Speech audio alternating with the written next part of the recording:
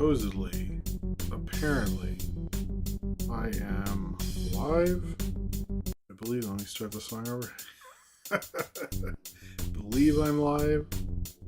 I like to make sure. Ooh, an Utz commercial. That's kind of okay, even from Baltimore. That'd be nice. I see ads, I just want to make sure, but before, I think I am live. I want to say hello to Cornbread, Austin, Sidram, who told me he was going to be late, and then I turned out to be late, and then we both showed up at the same time, which is funny how that worked out. I will now send the tweet and the skeet and get both of these things. And hello, welcome to Movie Crap Live. How is it going tonight? Tonight being another episode. Yes. Oh, also Bloxy Oxwinkle. Hey, it saved me too, man. Bloxy. I want to say hello to Bloxy Oxwinkle, K Master, Nathaniel Fuqua, I believe was up there. Classic Cameron, Pup, Ryan Walterson, Jordan Salafalo, and of course Simram. And I'm going to switch over. I am back to. It feels funny because we're back here. It feels different now. It feels like, oh my god, we're back. Funny. Sorry I was a little late. I had Cinram let me know, oh, I'm gonna be late. I'm sorry with the super chats. And then in my head I was like, oh, that's fine, I felt bad for him because I hate when you're getting home and it's all messed up. And then I had to like get stuff off my computer because I realized that I needed more room, or I like to have over 100 gigs free anyway. And so I realized, no, I don't want things to be messed up. So it took me a minute. Anyway, it all worked out. But I want to say thank you all for being here. Let's give a shout out to Cinema for the first super chat of the night, and I will show you what the energy drink is. It is, I don't know if I did a good clue. I was a bit crazed. I also started late. One of those days. But this is electric limeade. I may have had this before, but not this version. I'm not sure, but this is it. Oh, we got two here. Okay. Let me do Cinram first. Cinram had a crazy commute to get here, so Cinram, I'm sorry. I legit pay. I have to deal with the New York subway system. Let me tell you, it's not perfect. But yes, cheers to you, Cinram. Cheers to you, sir. I don't think I've had this. This is good. If I have, it doesn't taste like this. That's good. Thank you, Sinram. He said that extra 5 minutes savings. Save me too, Doc. It saved me too. Oh, Blacksy likes that flavor. Imagine Paul Blart for Acme. I was thinking about Paul Blart with the Tom and Jerry trailer. Actually, maybe we'll talk about that when we get there. Anyway, but cheers to you, Blacksy, and thank you for your super chat tonight. See, literally, everyone tells me how much better the Chicago one is. So I was surprised they even had problems. I didn't know that ever happened. All right. We do have stuff to talk about tonight. We have a lot of CinemaCon stuff that we didn't get to. All sorts of that stuff we are going to talk about tonight. But let's talk about a few things in the small talk section. First off, I saw Ryan Walterson on Friday, and that was really cool. And I really liked seeing him and his mom and stuff. And I saw Corey from Double Toasted, who had an awesome Felix shirt, which I was like, man, I'm fucking jealous of that. It was nice seeing them all I've seen Corey for a quick bit, but walking with Ryan and all that stuff. And I'm glad it all worked out to see him, and that was cool. I liked. That was a good Friday night. That was cool. It's always nice when Ryan Walsh is in town. And I think they had a pretty good time. They went to see Corey's show. I was stupid and didn't get tickets in time and all that stuff. Hey Dan, how's it going? But it was cool. Everyone about here in the chat has told you about the subway. Oh, I guess so. Anyway, but yeah, it was cool. Oh, well, you have fun enjoying the movie, KKVB. Thanks for being here. But yeah, it was great seeing Ryan Wilson. I think he had a good time. It looked like he had a really good time in New York. Did you end up going to the IMAX? I don't know. Anyway, Australian Superstar. It was cool seeing him and walking around. I don't know. It's fun when people come to the city.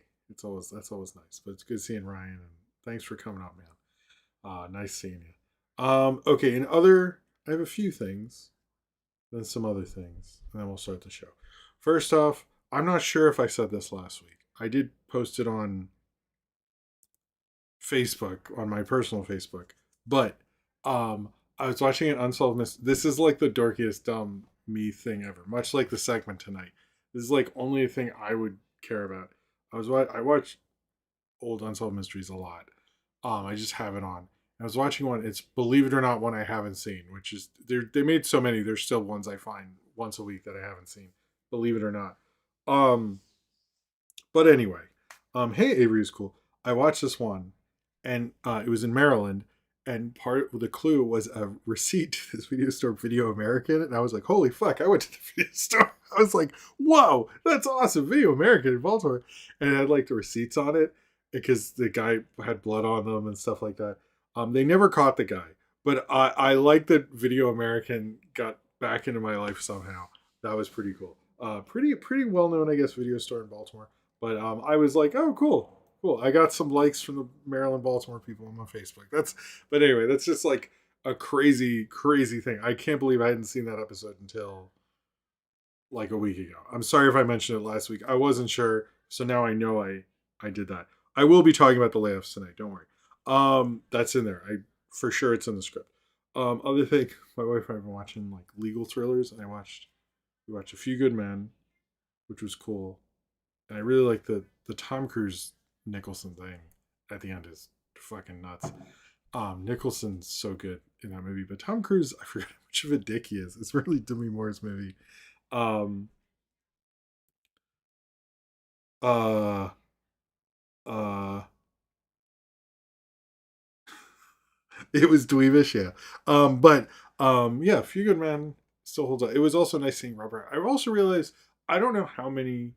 I haven't looked into this, but I can think of three different Rob Reiner films um, with Christopher Guest in them. And each time he looks completely different. It's like Spinal Tap, Princess Bride, and he's in A Few Good Men. I was like, I should look how many other Rob Reiner movies Christopher Guest in. I was wondering. And Primal Fear, we also watched, and that was really good. And it also has like Andre Brower, and I think it had three different NBC people at the time, which was oh wow, you said you should watch Primal Fear next. I just said that's hilarious. Um, Andre Brower, who's on Homicide, Maura Tierney, I believe, who's on News Radio, and John Mahoney was on Frasier. I was like, wow, fucking NBC representing in Primal Fear. It's crazy. But Edward Norton's really good. I also think Richard Gere is really good, but he was banned from the Academy for bringing up um, Tibet and stuff for like 20 years. So they never nominate him, even though I'm like, that kind of sucks. He's like a really good actor. Anyway, oh, also, and I'm not sure I'm going to shoot a review of this. My kids, when they're in Italy, were watching the Spy Kids movies, which I've shown them the first one. And I was like, and we should watch the second one. And then they never fucking want to. I do. I would be into 12 Angry. I think we both seen it, but I would be into watching it. But I was like, but this time when they're in Italy, they watched all three, and I was like, all right, we should watch Shark Boy and Lava Girl because I've never seen it. I know it was the film he was making at the same time as Sin City, so I've always been sort of interested in it. And I've always like thought about it and gotten close and never done. And I was like, no, let's do it. And that movie, I really liked Shark Boy and Lava Girl. I know it's like maybe more your nostalgia than childhood nostalgia than mine. For a lot of you, I'm not sure all your ages, but the general vibe. Sorry, but I like that. Robert Rodriguez is good at doing kid logic stuff. That was fun movie. I think that's everything. I'm trying to think of anything else I saw. I do like the colorful 2000s aesthetic. At the time, I wasn't as into it. Now I'm like, I think I really like that. Because I watched half of Jane and Silent Bob Strike Back and I fell asleep. So that you get it. Oh, I get it. Okay. Um, okay. I know we are 10 minutes late, which always throws off my internal clock. So, but I want to talk about two, I guess, channely things, and then we'll move on to the show. One, um, there was a comment on last week's stream, and I did get like two different messages about it. I'm sorry I brought up the super chat thing too many times last week. The problems threw me, but I also George Lopez is really good in that. I also realized even after I was like, I should probably like do better and like have a system where I only say it a few times, but also at the same time, when I am setting up the new Patreon stuff, I was gonna set up like uh, the coffee page or whatever, buy me that thing, and or maybe Streamlabs or other ways you can donate that aren't just super chat. That I'll check during the show if super chats aren't working. But I'm sorry if I brought that up too much. And I'm gonna keep it at like 4 maximum. This will count as one of them. And the Patreon thing I do, to tell you the rules and stuff. And then I probably won't bring it up till after the break. It was my plan for this show. Um, but anyway, oh, you're 100. Okay. Did I make that joke? I feel like I probably did. Anyway, but I apologize for, hey, Embletti. If it was annoying last week, it just fucking threw me, the problems. But I will keep it to those amounts so it won't get too annoying or anything like that. But I will also set up other things. So if I'm like, hey, superheroes aren't working, you can go over here. So it won't be an issue. I think I'm working on a bigger video, and once that's done, I'm gonna do all the Patreon fix up stuff, and that'll be part of that. And hopefully that won't be a problem going forward. So anyway, apologies for that. I think that came off the wrong way. It was sort of a just confusion over the issues with it and trying to do a show and all that stuff. And but I know apparently I have done it other times, so I'm trying to I need to do better, and I will do better, and I'm sorry about that. So apologies, but I also like feedback, any feedback.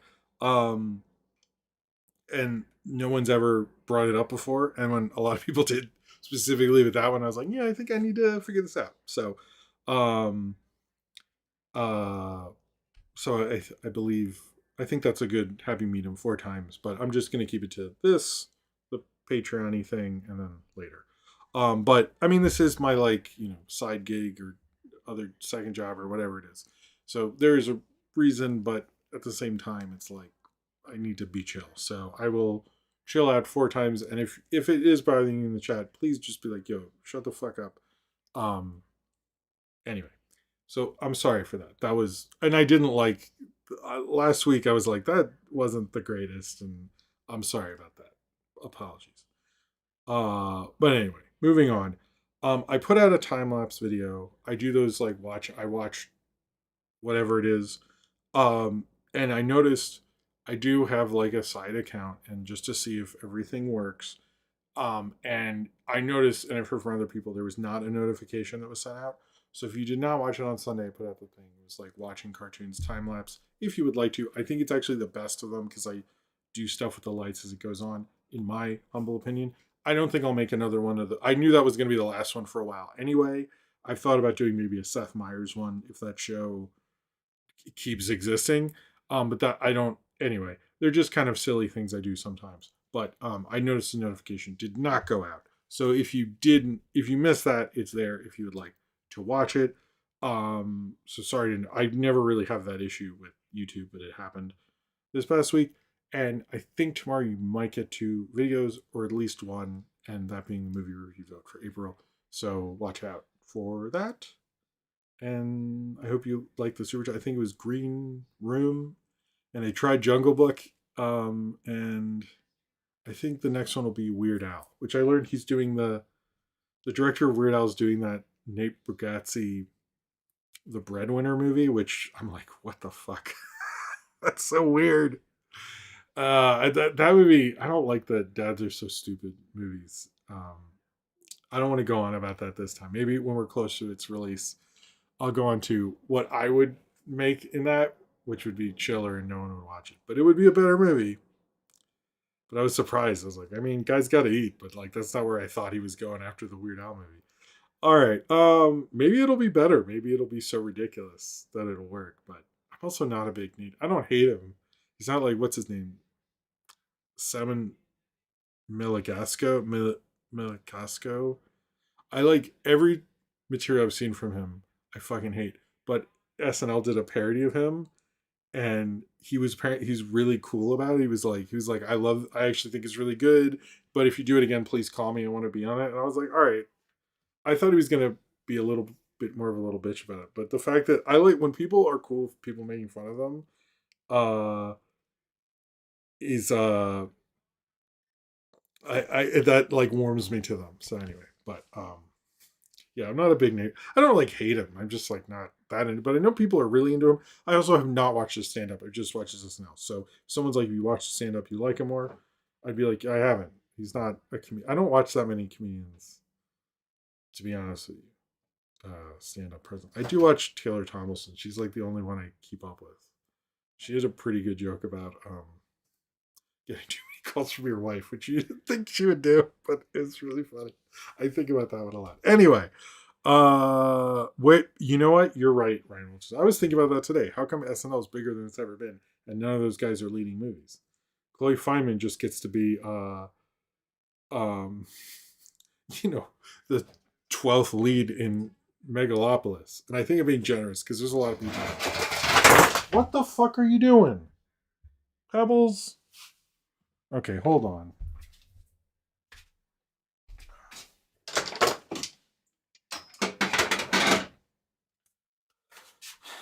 Sorry. Cat stuff. All right. I just like, I don't know. It doesn't make any sense. I feel like I should know. Okay, that doesn't look as. Maybe hold on. Sorry.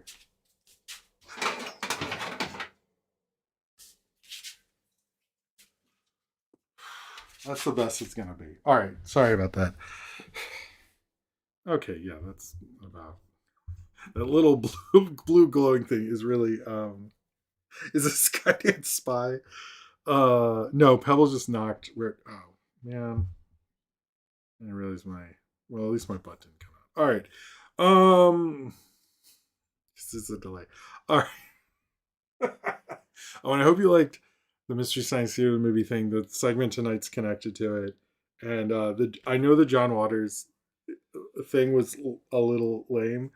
Um, it's sort of both that I knew when I did that review the only reason I was watching it for that, and also because when I do those like series reviews, they're always done really quick, and I was like, what if I have fun with it instead of just summing it up? And so I don't know if I'd ever do. I don't know, but that was a fun. I enjoyed that one, and I like that all my Jason Schwartzman things were from cast iron cooks from Sesame Street. No, no, they're just pajama pants, and I shouldn't have worn. I shouldn't be wearing these on a stream, but whatever. All right, let's move on. All right, this everything I do is spurred by you, the fans, either through super chats during the show, where I'll drink this really good, actually, electric limeade. If we get to $20, I will flash the lights. If we get to $40, we will do Godzilla here, and we're. I wonder which one we're at. I don't know. Oh, we did the fart. Okay, so the next one will be the roar. If we get to 40, that's how it is. So every multiple of 20 is that. Every 40 is that. But yes, or through the Patreon, which has all sorts of cool stuff, including more power in the movie review vote. You get postcards. There'll be a post about that soon if you're a patron. You get to select a movie in the movie review vote. You get access to the Patreon feed. You get exclusive videos. You get stuff like the access to my uh, um, uh, public access show, movie stuff, all sorts of cool stuff like that. It very much helps you, helps me to continue to do what I do. Uh, Continue to do what I do. Of course, if you are financially able to do so. If you are not liking this video or liking any of my videos and subscribing always helps. If you would like to have notifications when they're working, I can't believe I'm one of those YouTube channels now who says that, but if you would like to know what stuff, turn on notifications if you want that. Or just watching is support. If you watch these videos all the time, that's still support. And I thank you very much for being here and watching. And I really do appreciate you being here. Okay. Also, Okay. Also, the Discord, which is a wonderful community. I think you're doing a movie watch this week. Yes, I don't know. Um, but it's a really wonderful community. If you like everyone in the chat right next to me here, I think my hand. No, I have to do this way. No, wait, it's this. I'm doing it wrong. This way. No, wait, hold on. No, wait. That that way is the chat. They do all sorts of cool. Oh, they're watching Moonwalker. Cool. All sorts of cool things. Cornbread does thumbnail predictions. It's a really wonderful community. Really cool. We do daily questions. I ask weirdest credit we've ever gotten. Uh, for someone who you didn't expect. You can answer daily questions later if you find the daily question and reply to it correctly. That's fine. But it's a wonderful community. It's run by Austin, Zane Powers, Cornbread, and Ryan Welcherson, and they do a fucking awesome job. It's a really cool place to be. And I really recommend joining if you would like to. I think that's everything. All right. Now let's. What? Hold on. All right. Now let's get into it. All right. So the Coyote verse. We're gonna do a few trailers at the beginning. Uh, you can answer daily. I would be impressed if someone answers the daily question from 4 years ago. I would be impressed. I really would. Anyway, we're gonna talk about the big trailers. Um, I guess they're the three big, right? The three big trailers up at the top, and then we'll do a second trailer section later. I'm sorry, Sinram. I believe you're doing the timestamps. And I'm sorry for your commute. That sounds like it sucked. Anyway, the first one is Coyote versus Acme. This is a trailer we've been hearing about forever, and it did not disappoint, showing basically the premise that we thought it would be. Um, Showing all the wackiness with Fred Armisen. I forgot that the girl from Everything Everywhere All at Once is in there. John Cena, right? It was her. I'm saying that, and people will be like, "No, it's not her. You fucking asshole." Um, Now I'm gonna look it up because if I was wrong, was I wrong? Oh, I was wrong. Oh fuck, I'm sorry about that. No, it's Lana Condor. I apologize for that. I don't know why I thought that. But Will Forte, Lana Condor, and John Cena all looked really good in Coyote vs Acme. Um, I was into it. I like the kind of premise of it. It's a cool idea of things to do with it. We see bugs for a second. It looked fun. It didn't look the day the Earth blew up fun, but apparently they were sort of worked together from the animators I followed about it. Which I'm excited for it. I hope it turns out to be a cool. Oh, she was Jubilee. I didn't realize that she had a cool look for Jubilee. But you know what? That makes sense why I kept seeing people post about her. I was like, why are they posting about it? I couldn't. Dur. But it's also Fred Armisen. That's true. Um, I liked how the animation was a little more CG. It looked a little better than the CG in Space Jam. It reminded me of the CG from what's it? The Chip and Dale thing. I hope it is better than the Chip and Dale thing. I think it's a good concept, and the trailer kept. I mean, it basically kept my excitement. It didn't exceed it. It just kind of was like, okay, this is what I wanted. This is what I expect, and it has the characters with good comedic actors, which I think is what you need from that sort of stuff, especially with uh um I didn't see John. Thank you, Amblinty. Uh no, I think if you have a good comedic actor, I think it can really work out for you. And I think it can, I think it works with the Looney Tunes. I'm excited for it. I like seeing all this Looney Tunes stuff. It feels like it used everybody, but it's also something that looks like it used the legacy of Looney Tunes and the in jokes and stuff that I think would really work about it, which is something that, hey, Purple Goop, um, the Day the Earth Blew Up didn't really do, although it was just like a regular great cartoon. To me, it's like if it's the team that works on those sort of things, I'm down for it. I heard Mike Mateo or Mike, not Mateo, Mike, whatever his name is, was bitter about it or something, and some people are weird about it. But to me, it's like it looks like a fun Looney Tunes movie. If it is even like half as good as like Back in Action, I'm cool with that. It looks like around that. So I mean, it does come out end of August, which is a great time, but also a good time for something weird like that to break out. So, you know, I hope it's more. Day the Earth Blew Up and less, Happy Time Murders or something.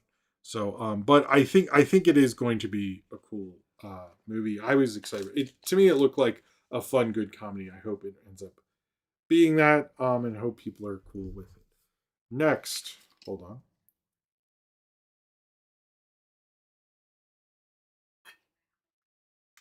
Sorry, I was thirsty. It's been a bit of a Mike Matei. That's Matei. He was on Pizza Party, the one I wasn't. I wasn't on that one, but I know he's like a long time, and I heard he was being. I don't know. I didn't look into it. I'm not a big like YouTube drama person. That's when I become the animation Keemstar person and eat popcorn or something. Anyway, the third Master Universe trailer came out, which had some footage we already seen before and some that we haven't. It Wait, that's the same director as Out of the Shadows? I didn't know that. I was just looking at that because it's Mike Mozart. Thank you, Ryan Welchison. I'm sorry about the clicking thing.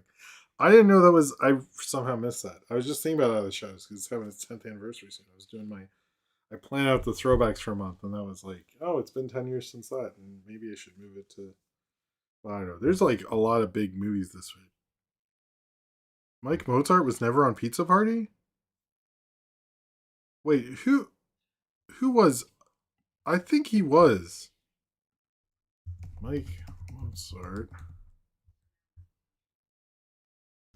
Pizza Party podcast. I'm like very sure. Yeah, he was. Ha ha, Ryan. Episode 79. There we go. All right. Anyway. Oh, well, that's what I meant. So, damn it.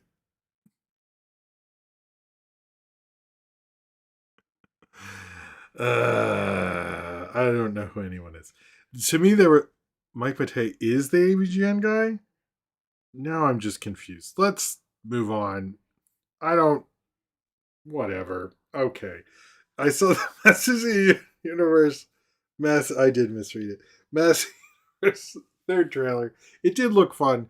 It continually looks like a lot of fun. I do think he uh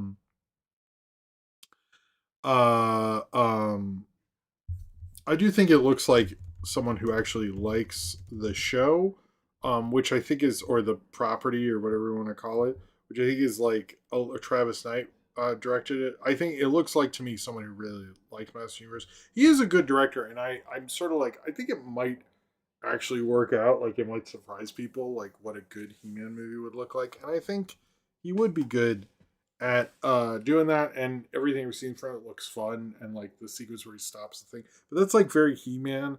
I'm curious how that'll work, specifically with like the show that came out, and like how will it mess with that kind of chronology, or like what are they doing there and stuff like that. So we'll see. But I actually thought it was a very good trailer, so I'm like more and more down for this. It seems like because it comes out the same weekend as Scary Movie, right? And it seems to me, as I've noticed, that a Scary Movie is showing. I think the thing is though, I think the Wayans brothers are really funny and stuff, but I think a lot of people don't watch like It Living Color or any of the stuff, so they sort of forget what their comedy is. And I think like as we're seeing more um footage, they're like, oh right. And I think people are like coming back a bit, whereas I felt Master Universe maybe it's going up a bit, but I don't know. We'll see. The scary movies have always did well in the box office, or decently in terms of opening weekend. So I'm very curious what's going to happen that weekend. It's going to be a busy one for me because I want to see both, and I would like to review past ones too. So it's going to be. I think I might do a newer review of the Dolph Lundgren one. That was like a big movie for me as a kid. I'm like, I don't know, maybe it's a bit much, but yeah. The other one is the Clayface trailer. This one, to be honest, it does look like a good trailer for an okay movie. But I thought having him in the hospital bed and cut back to him was a really good trailer. Um, um, I thought, and I think it's like going to get into the whole Clayface thing. It might be a little more of a tragic. To me, it's like I can kind of see this as a movie now. I like the idea of it. I'm curious how they're going to market it after this point, but and how much the animated series episode plays into it, which I kind of think it does. I was thinking like how many live action movies have used things from Batman the animated series? Because I think we've had more live action movies um replicate things from it than we've had um uh animated series movies in theaters. Because you have Batman and Robin, definitely. There's rumors that the Batman 2 might, but that hasn't happened and we're not sure, so we'll just put that over the side there. Um but definitely Harley Quinn, that's very animated series, so you can put that in there. And then now this, and it's like kind of interesting. I don't, but I don't know. Also, I think the Clayface thing is, uh, uh, you know, that's a good episode. But I don't know. I think it is an interesting idea. It's not like Joker, this. It's like you're not doing Two Face, you're not doing Riddler. He's kind of a weirder one, so I'm like kind of interested. But it's also like it is weird sometimes. When we're gonna do a serious thing, and I'm like I was laughing at Clayface like not too many years ago on the Harley Quinn cartoon show. So I'm like okay. I noticed they didn't think of that, but Clayface, you can have multiple Clayfaces. It's just funny. All right. This happened today, and we are going to talk about the Paramount Warner merger, and there is news on that specifically that we do need to talk about and speak about.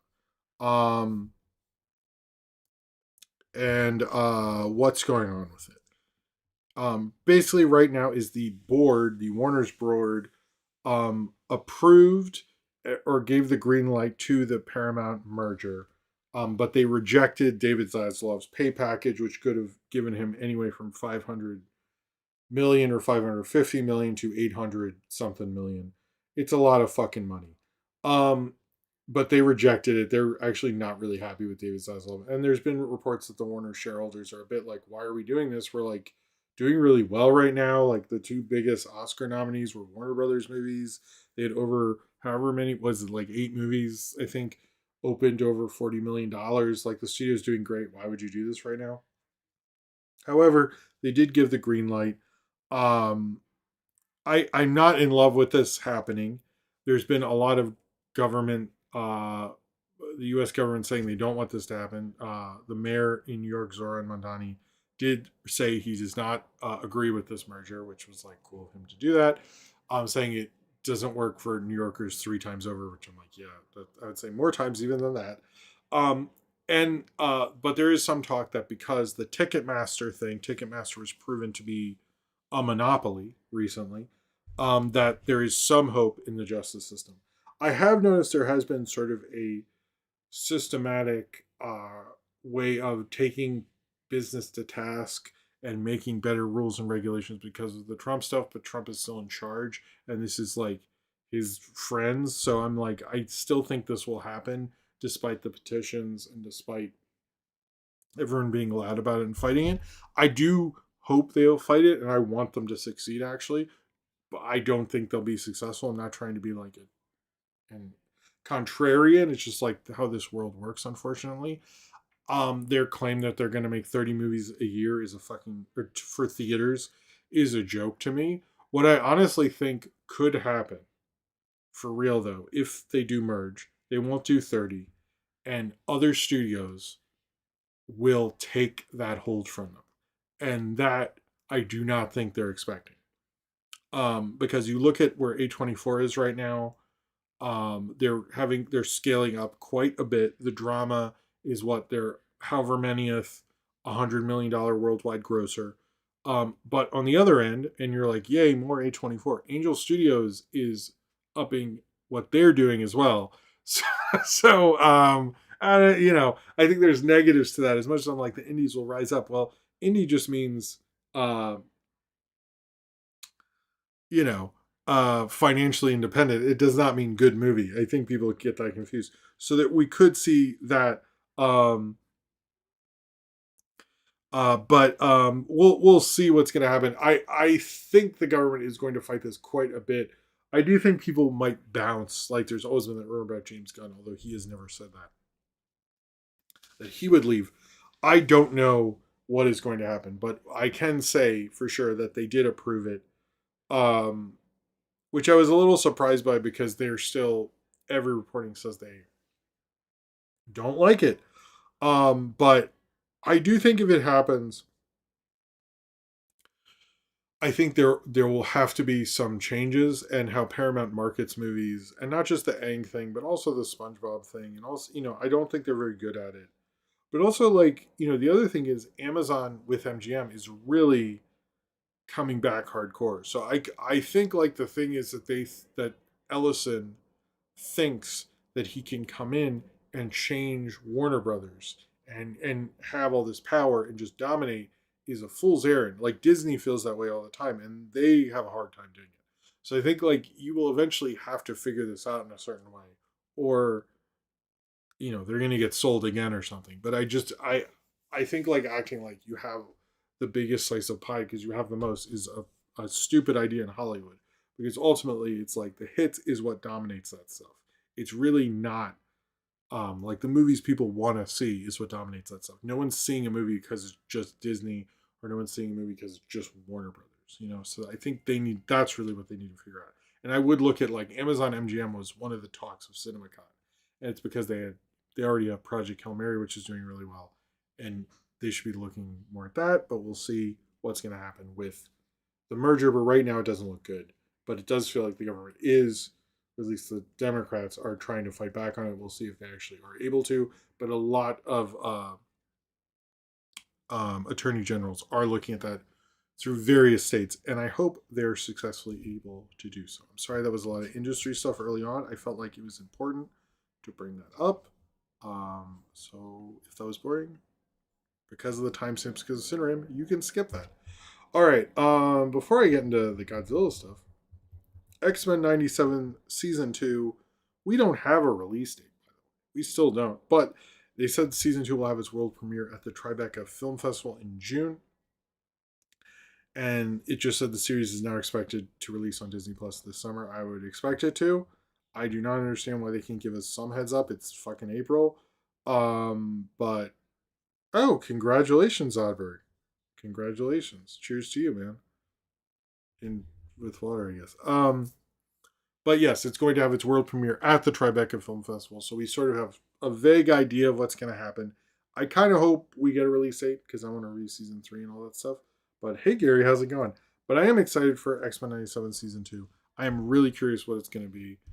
And I'd love to hear from the canceled guy. I really love to hear from him again. I'm sure he'll come back and do that. Yay. All right. Moving Bo DeMeo. That's right.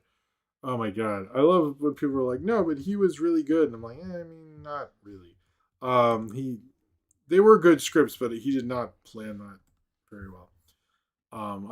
I'm curious. I think that'd be a hard act to follow because he really just like threw everything out there in a good way. But I was like, how do you do a season 2?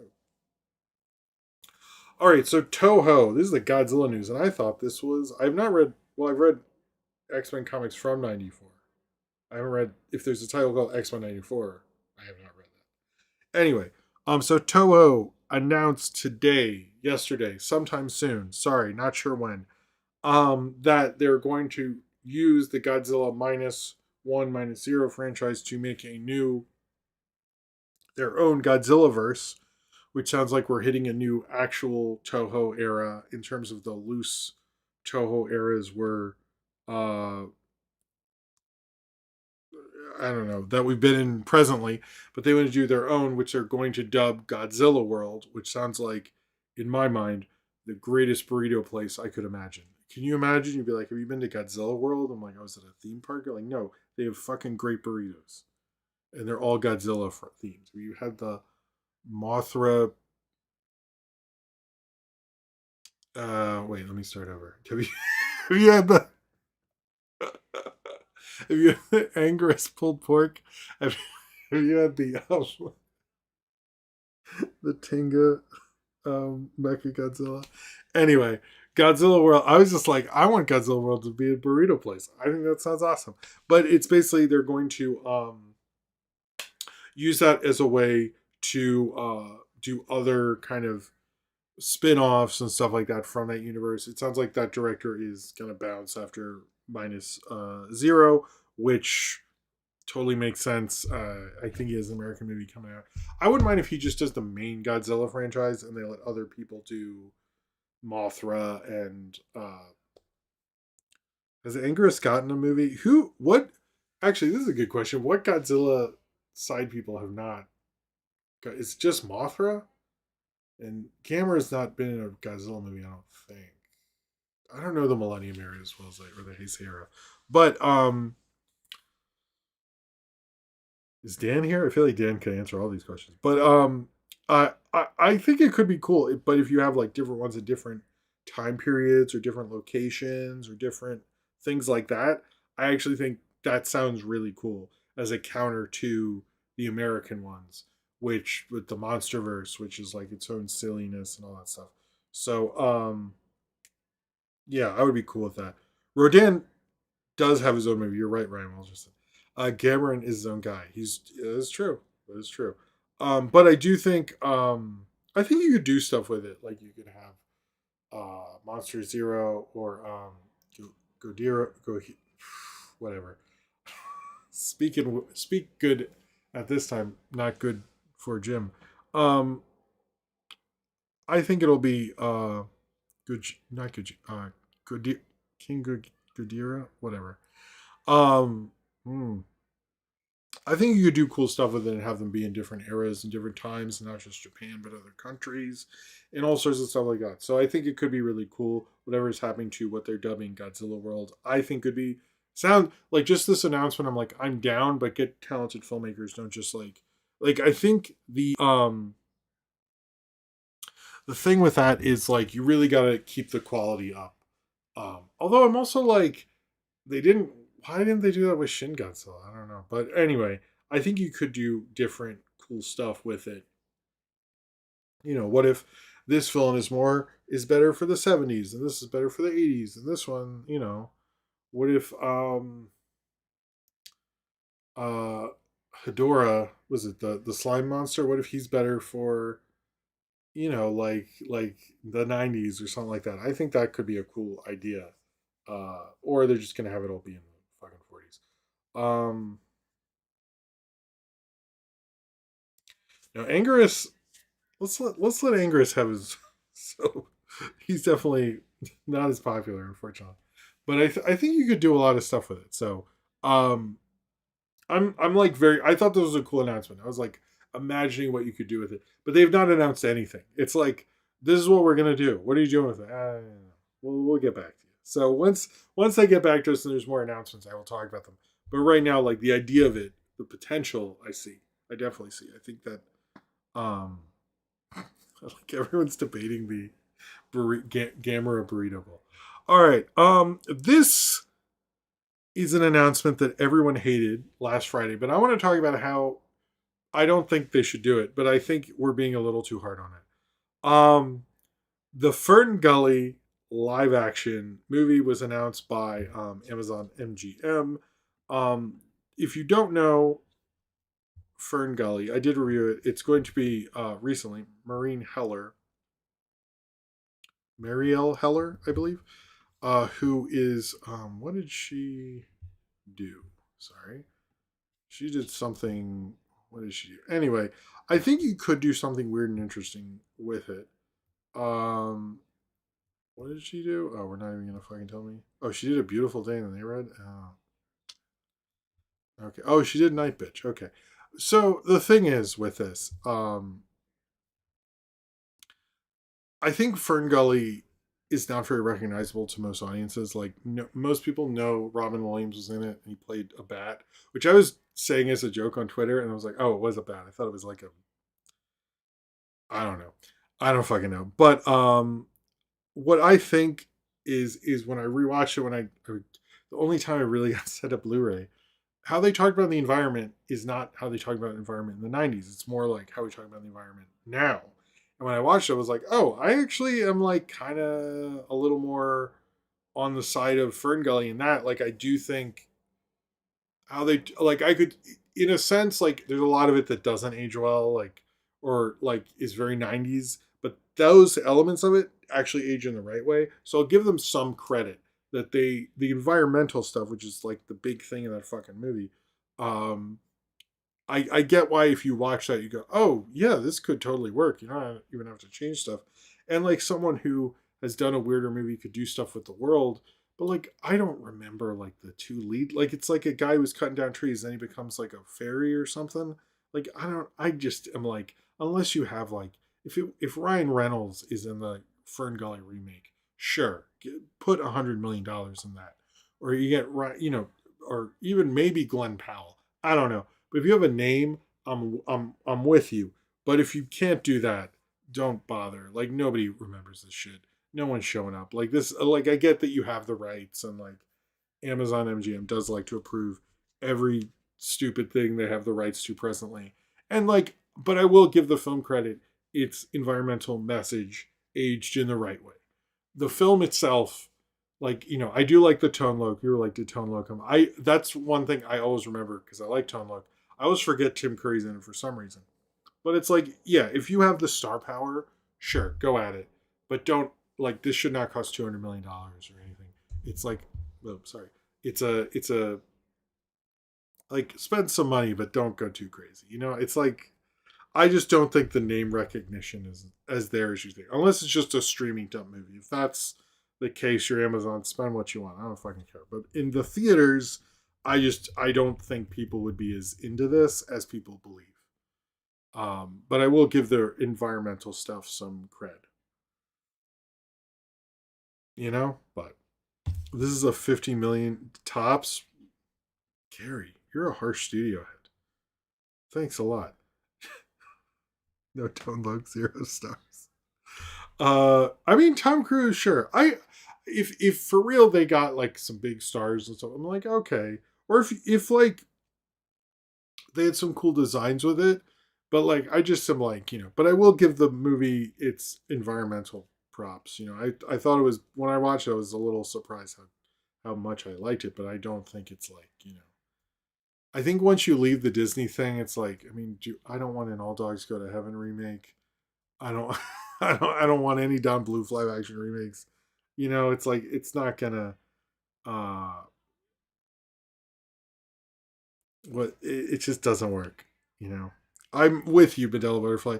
I would like a Captain Planet movie over that. All right. In other news, and this is fucking cool, Buddy, which is the film from Casper Kelly, who's the guy who made Too Many Cooks, as well as the Adult Swim Yule Log movies. He has a movie he played at Sundance about someone's imaginary friend who comes to kill her or something. It was picking up by I think it's Roadside Attractions and Saban Entertainment, so it does have distribution. It's going to go wide or as wide as you can be on September 4th. It sounds like end of August, early September is actually good this year, believe it or not. Um, but yes, Casper Kelly's movie Buddy has been picked up and will be given distribution. Um, uh, so yeah, I think that's actually. Oh, he made the Scooby Doo project. Thank you. You didn't need to write that in all caps. I reviewed all those things. Yeah, I think it's Scooby Doo project, um, Too Many Cooks, and both Adult Swim Yule Logs. I'll review if when that movie comes out. I'll look up another thing he's done. I'll review. I like him a lot.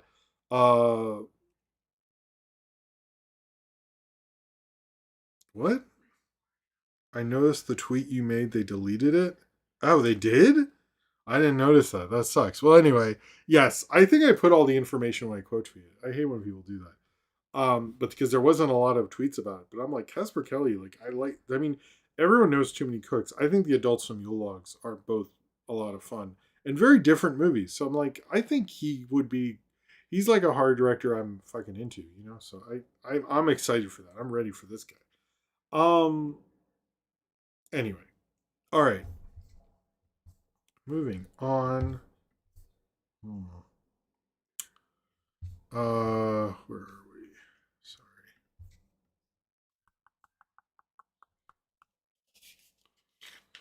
Um.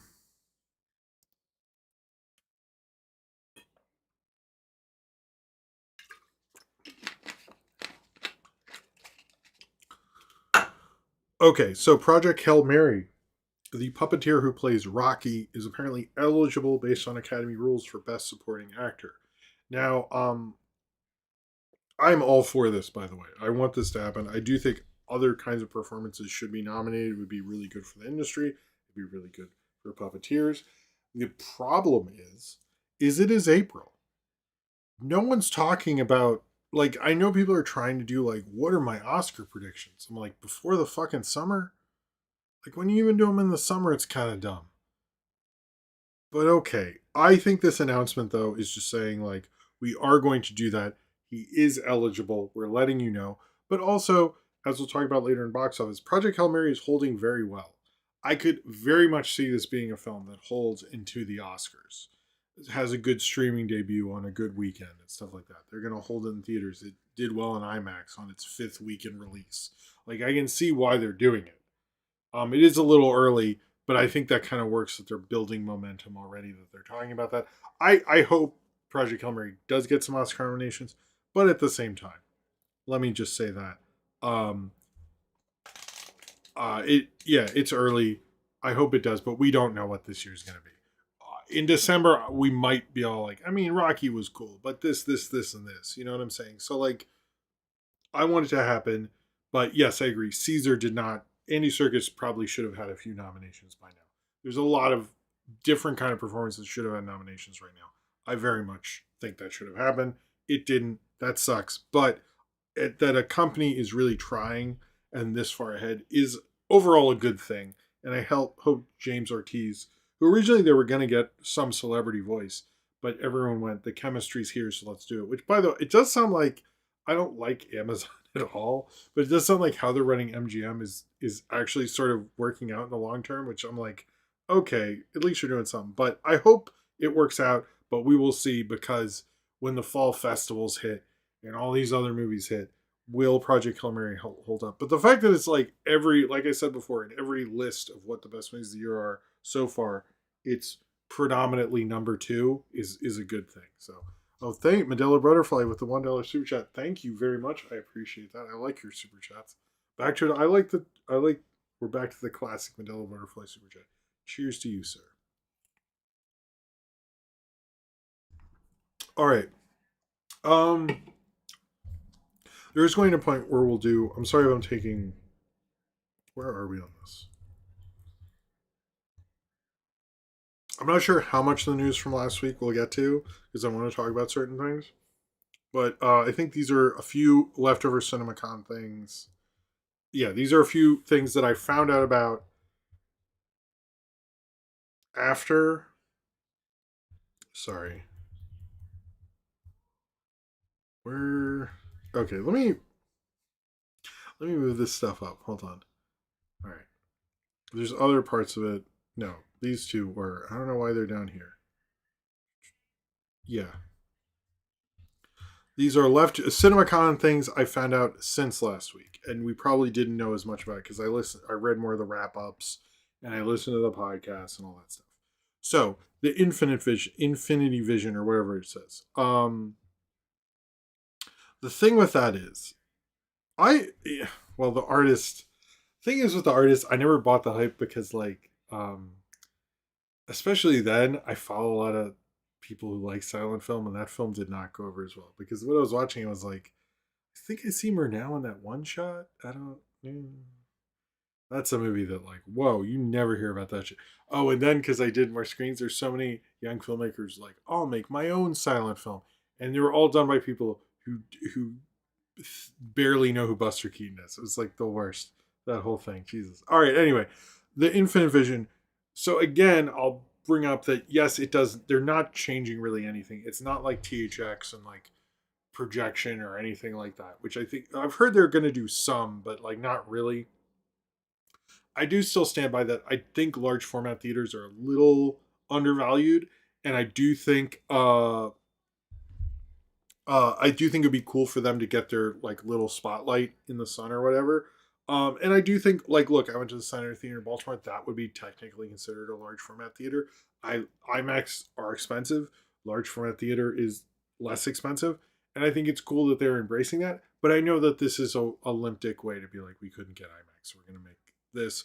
I think it's also like that's gonna be a really tough competitive thing. So I'm like halfway, like I get it. It's also kind of lame, but I hope something like the RPX in Regal Times Square. Really cool theater. Nobody talks about it. So if we can get the word on those theaters, I'm for it. But it reads very much like we couldn't get IMAX to fold, so we're doing our own thing. And it does seem kind of pathetic. So, giving different kinds of theaters a showcase, very much for. Okay? I'm always going to be for that. Theatrical experience needs more acknowledgement. But it does look like they made up a thing to make themselves feel special. So yes, it is a participation trophy, but sometimes the participation trophy is designed really well, and that's fine too. Okay, okay. Anyway, Super Kirby Dude said, "Sub Jim, good choice with the electric lime ghost." Thank you very much, Super Kirby Dude, and thank you for the super chat. I really appreciate it. I'm actually really liking it. I actually got it today, and I had one in there already, and I was like, "This looks cool," and I would do this one again. Mm, I do like lime. All right. Anyway, sorry. No more Infinity Vision talk. The Thomas Crown Affair. Apparently, the Thomas Crown Affair trailer played at CinemaCon. Everyone is very hyped for this. I should have put this in the. I actually literally have a Michael B. Jordan news section, so I should have put that in there. But apparently, it's very good. Sorry about that. Oh, Gary, I'll answer this because I didn't really get to talk about this. Um, the pre-show stuff. So here's the thing: when the head of Sony brought up, because I have noticed Regal has cut back on it a bit, but it was getting like really egregious at right after COVID and be really long, especially when I take my kids to the movies. I would be like, "Holy shit, this is taking forever," and they're like kids, so they're like losing their patience. It would be really long, and I was getting accustomed to it. Like I would show up super late and go, "Oh, sick! I didn't miss the Regal roller coaster and stuff." I get what they're doing, but to me, it's like if I was a theater owner, I was like, "So are you gonna give me 10% of those ticket sales so I don't have to have so many fucking ads in front of your fucking movie?" No. So shut the fuck up. How about that? It's like, I get what they're saying, but are you going to help the situation? Probably not. You're just going to shame them in front of a lot of people. That's kind of how I feel about it. I'm like, yeah, there are too many. I think it's a bit much. But at the same time, if I'm doing business with you, you can make fun of me. But unless he was like, here's two more, if they're not giving him anything, I'm a little like, who's you guys do ask for a large percentage, and you could give the theaters something to be like, or like, it would be a good move. I've thought this for a long time. Why not? If you're a studio, you don't like how long the pre-shows are, and you're showing all these commercials, buy the ad spots and play a trailer. You know, like, why don't you guys do that? I don't understand that. Or buy it and play a cartoon or something like that. There's things you could do to make the system work for you, and they never do it. I just think like they could help out a little. Anyway, I get what his point is, and I agree with him. And they have actually been shortening them before that announcement, before he did that. Regal, I know, has. I don't really go to AMC, so I can't say. But I know Regal definitely. I've noticed it's been cut down. It is not as bad as it used to be. But yeah, but I do think like you could play some ads, entertainment industry. You could be buying some stuff for your TV shows and stuff. That's used to be what the pre-show was, and felt a little more appropriate. I don't really need ads for sodas that. I don't know why Pixar started. Anyway, a few other things. There's a David Corn Sweat movie called Mr. Irrelevant that's going to come out around Christmas. It sounds like it's going to get buried. I think it's a sports thing. There's some buzz on that. A lot of stuff about the film I Am Rocky, about the making of Rocky. That's a film that is a legendary, very legendary making of. So I entirely get how you think you could do something like that. But yeah, I mean, it's sure. I like the Godfather show on Paramount Plus. So if you do a good enough job, I'm fine. But a lot of those are just like dork shit for movie people. I'm hearing a lot of stuff about Whale Fall, um, where a guy like gets out of a whale. Apparently, the footage was amazing, as well as the footage from Resident Evil. And the one that like I listened to long podcasts about CinemaCon and articles and stuff, and it was like days since they're writing up all these things, and a few of them went, "Oh right, sorry." The one thing I didn't mention is the J.J. Abrams movie, The Great Beyond, and how they were completely underwhelmed by it. Like a lot of them forgot, and a lot of people, if they talk about it on a podcast, it was like way deep in there. Not a good sign at all. They really didn't. Not good. Not good. So I don't know. Apparently, it's an old school fantasy thing that sounds like something I would like, but I didn't read anything good about The Great Beyond from CinemaCon. Um, the New York Public Library. I've heard that also about the Brooklyn Public Library and KRS one, but that would be cool. All right, we're going to talk about a slew of trailers. Cineram, this is be the trailer. Then I have Michael B. News. I really should have saved that Thomas Crown thing. Sorry about that. My bad. But I already did it, so whatever. All right. Trailers. The first one, the trailer for Hungry, which I guess is a Hungry Hungry Hippos horror movie. I'm a little confused, but it's about a hippo attacking people. Hippos are actually the most dangerous animal, and there's nothing you can do about it. And I'm like, you know what? Let's go for it. We deserve hippo horror movies. If they're the scariest animal, they deserve hippo horror. We deserve it, man. Let's do some fucking hippo horror movies. Let's go for it. I am all for this. I think it comes out soon, so I don't know if I'll get to see it, but I am down for the hippo horror movie. Hungry Hippos or not, let's do it. Um what are we doing, YouTube? What are we doing? In other ones, and is Edgar Allan Poe script? I've heard about that. Did that ever happen? I don't think so. Another one was Power Ballad. It's from the director of Once. Has he done? I actually didn't get to look this up. Hold on. Once, 2000. So, has he done anything? He did that one movie. Was it Begin Again or what else did he do? Oh, Sing Street. Sing Street was good. All right, all right. Flora and Son. I forgot about that one. That one didn't really come out. So Begin Again was the one that didn't really go anywhere. But yeah, Sing Street. Sing Street I like more than once. Okay, I'm a little more on board, but I wasn't super into the Power Ballad thing. I'm not the biggest. I know people really like Once. I wasn't, but Paul Rudd looks pretty good. It's just like about somebody wrote a big thing and then his song comes out and one of the Jonas is involved and all that stuff. Next one we have the Tom and Jerry Forbidden Compass. Is it Compass? I've heard a lot about that there's going to be a Tom and Jerry movie in theaters, and the idea that basically Tom and Jerry are fighting and they find this thing that travels through time. Tom and Jerry fucking each other up and going through time. Awesome idea for a movie. Nothing of the footage from this made me excited. Like I'm like, I guess I'll see it. I do like Tom and Jerry, but it kind of sucks that like this is their return to theaters. Like it just like get a better animation director. Like why like those Tom and Jerry things, the cartoons they made around the time of the movie, those are really good. Like Tom and Jerry's violent, they bang each other up. Like and them going through time while doing that and messing up the time stream. That sounds like an amazing movie. But this is not what this is. This just seems like they're not doing that. I'm not really interested in this. I'm the concept, great concept, but the trailer did not make me think they were going to execute it well. It just seemed like they had a good concept that they fucking wasted. So if you want to do Tom and Jerry, they need to beat each other up. It's very close to Itchy and Scratchy. Itchy and Scratchy is not as removed from it, Tom and Jerry as people think it is. Do that. I'll show up. I'll take my kids. Right now, I'm like, I don't want people to know I watched this fucking thing. Although I'll probably review it. Two horror movies we got Affection, which stars the star of Happy Death Day. That looked interesting. I'm not fully on board, but I was like kind of cool. I almost didn't recognize it. It took me a minute. And Evil Dead Burn, that looked cool.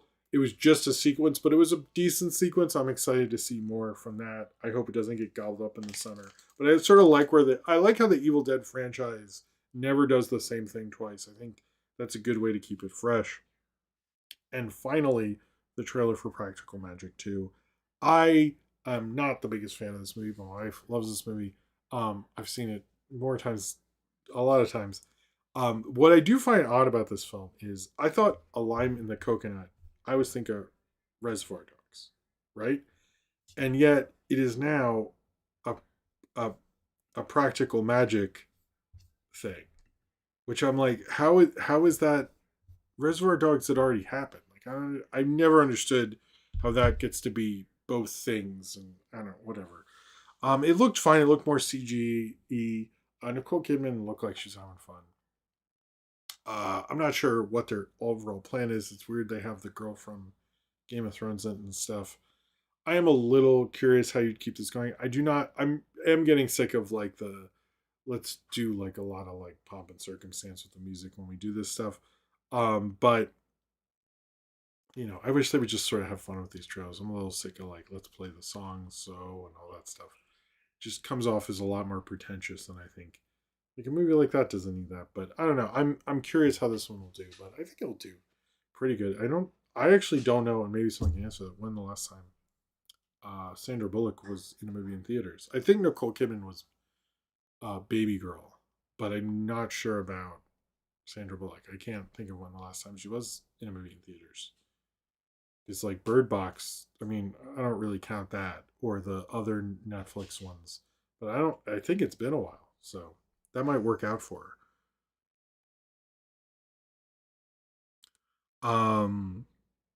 No, okay. It is weird. I thought it was because it was like that came out in '98 or '99 or something. Like it was like very established Reservoir Dogs, but I'm guessing because the song is used in such different ways, it's able to be both. Maybe I don't know. I do find that to be a little odd. It's like it wasn't even. It's pretty. Also, aren't there other songs like whatever? I'm actually not sure who's directing the second one. I don't think it's Griffin Dunn. Um, I don't think, but maybe it is. I saw him in film for him, and that was cool. I didn't talk to him though, but I saw him, and that was neat. All right. Anyway, I was like, oh wow. In I guess this is just the Michael B. Jordan news, and it's just films that got announced. Finally, Miami Vice '85 was given the green light. It's Austin Butler, Michael B. Jordan, and Joseph Kosinski. I largely think this is going to be, if Michael B. is playing Tubbs, a Tubbs centric film. Austin Butler, nobody look. I think he's a cool actor, but nobody's seeing movies for him, obviously, compared to Michael B. Not to be a jerk. Although, I mean, and Austin Butler knows because he called Michael B to be in the movie to back him up. So I think he's aware too. I Miami Vice, I think this could be cool because the original beginning of the show is really good, and I think the acclaim's coming back. And I notice I see way less of haha, you're wearing Miami Vice clothes stuff around, which I think kind of helps it. I also think like Michael B being in it could be cool and stuff like that. I'm curious how you get that to be cool because having pop songs and moody people in cars is not what it was then. So I am oh, Susan Bear. Okay. I'm curious how you do that, but I think Kaczynski is a good choice for a Miami Vice thing if you're not getting Michael Mann. Um but I'm curious how they're going to do it. I would like to, when this comes out, I would not mind reviewing like the first couple Miami Vice episodes because I remember thinking they were really good. But I do remember when the first one came out, or the Jamie Foxx, Colin Farrell one. Um, Most people I knew thought it was funny, and I know I've mentioned this before. I do think that hurt that film.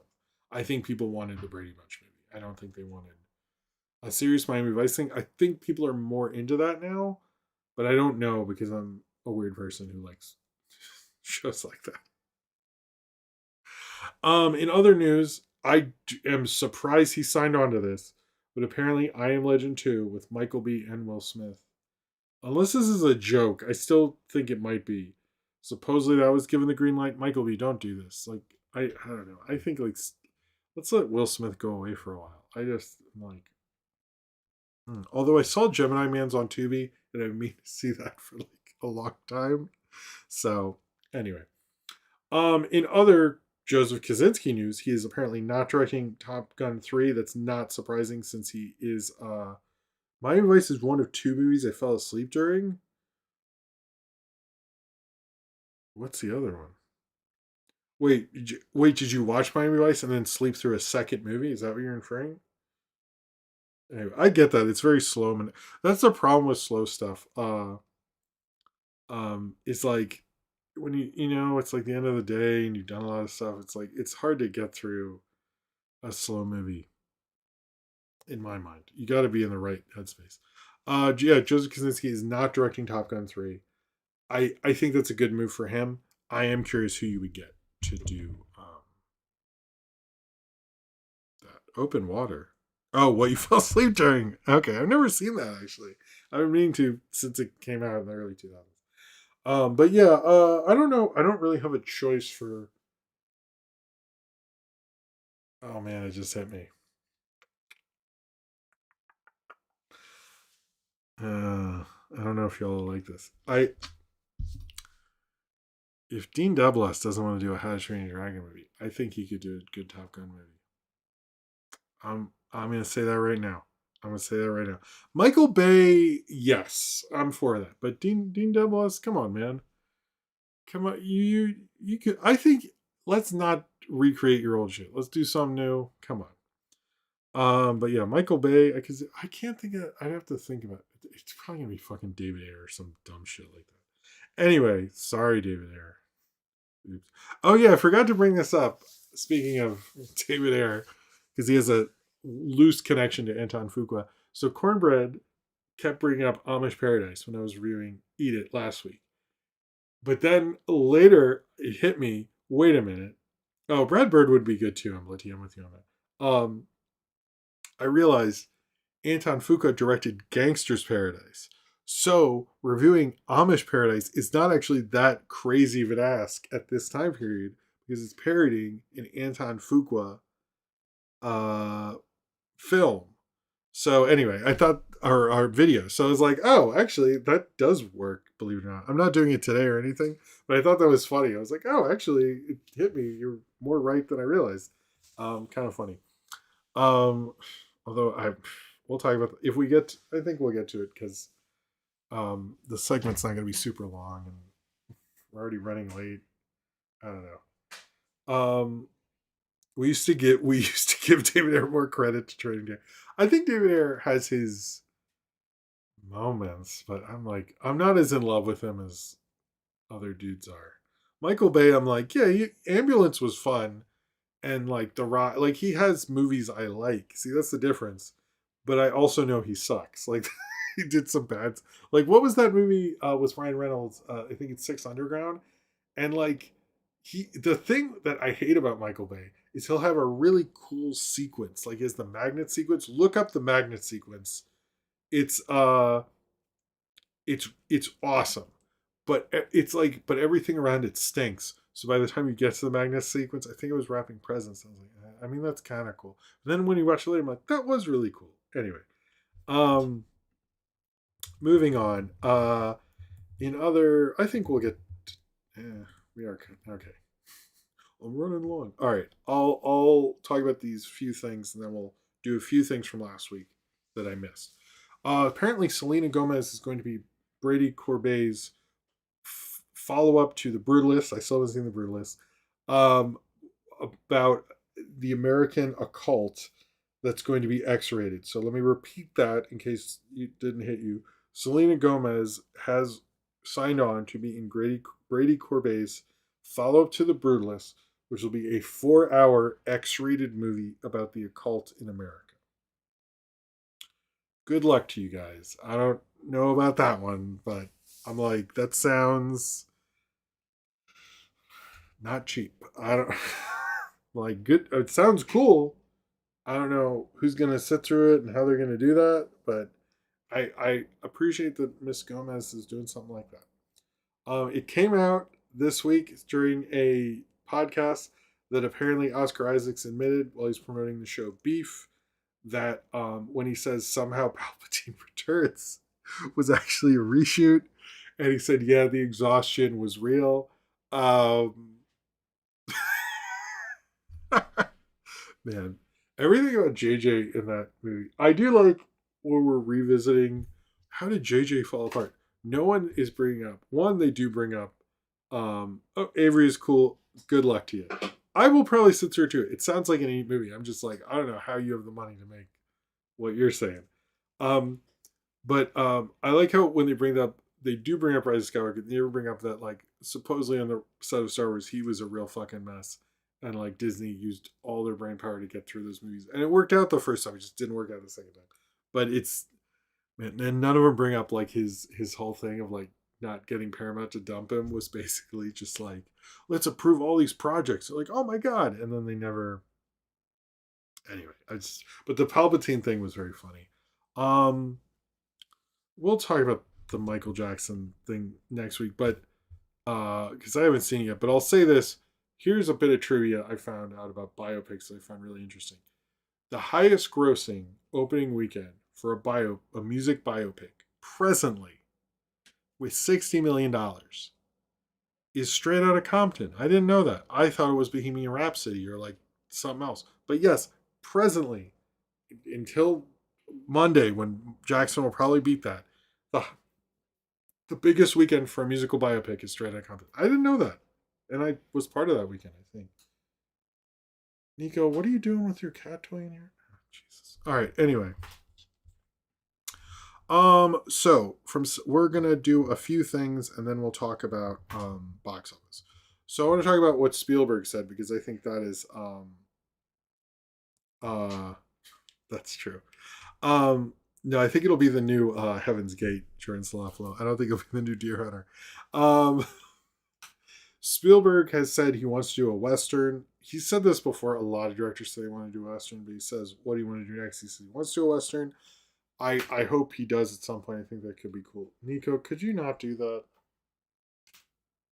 I'll just ignore it. If you hear tapping, that's Nico found a toy and he's playing it right there. He did say, if this is a Spielberg quote, if we all we make is known branded IP, we're going to run out of gas. There's nothing more important than giving audiences visual stories. They can be in any form, but we need to tell more original stories. I agree.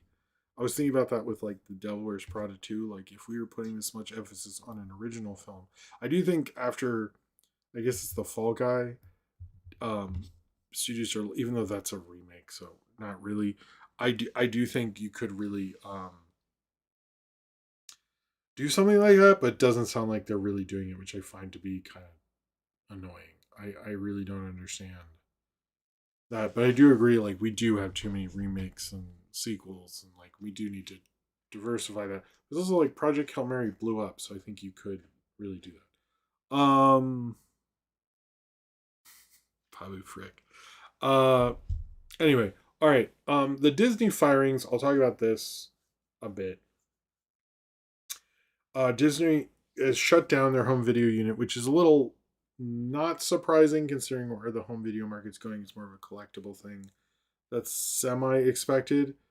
But then at the same time, Marvel, I know there's a lot of firings, fired their visual development department. Then they said, it's okay, Jordan Slaflo. I'm sorry to have corrected you. They fired their visual department, although the head of it was told they're doing on a job by job basis. The thing with the visual department, the only way I would say that that made sense is if they're like, we're going in a different direction, which I kind of think they should do. But it doesn't sound like they are. They're just like fucking them over for money, which is like not as interesting. I am a little like disappointed that department, like the home video department. I don't like that people lost their jobs, but I think that's semi understandable considering where the market's going. But I think they're treating a lot of people who are essential to their products pretty badly, and this does not speak highly of their new CEO Josh D'Amaro.